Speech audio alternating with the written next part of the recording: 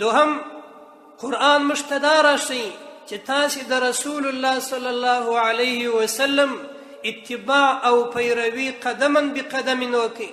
د مبارک علیه الصلاة والسلام اطاعت و پیروي دا داسې فرض ده لکه د الله عز وجل اطاعت و پیروي.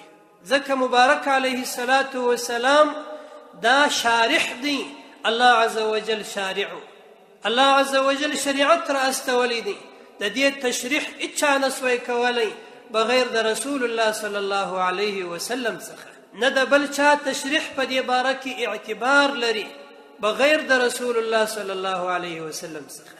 الله عز وجل مشتوای المنځ وکي. قرآن کې داسې آیات نسته چې د لمانځو د رکعتو تعداد یې پکښې یاد سي. مبارک علیه الصلاة والسلام د رکعتو تعداد راوښوي. قرآن کریم کې اجمالاً 5 وخته یادیږي، سهار، ماپښین، مازدیګر، ماښام، ماخستن. دا اجمالاً دي، دا مفسرین دا یو اخذ ځنې کوي، لیکن مبارک علیه الصلاة والسلام دقیق د وقتو شروع او آخر راښولی دي. قرآن کریم آتو الزکات راته وایي، زکات ورکوئ، لیکن زکات کې چې څونه مسائل دي، څونه جنسونه دي، څونه احکام و مسائل دي، دا ټوله تشریح رسول الله صلی الله علیه وسلم کړی ده.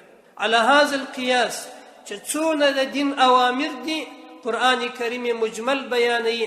مبارک علیه الصلاة والسلام دغه تشریح کوي، د دغه رسول د پیروي امر بیرته قرآن کریم مشته کوي. په دې خاطر علما فرمایي چې په څونه اندازه باندې د رسول الله صلی الله علیه وسلم اطاعت و پیروي کیږي، په هغه اندازه به د خلکو د منځو څخه جهالت او بدعتونه پورته کیږي.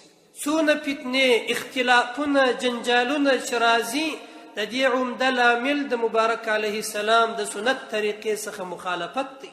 نو قرآن تا ته دا ښوونه کوي چې د دې رسول اطاعت کوه، دغه ستا کامیابي ده.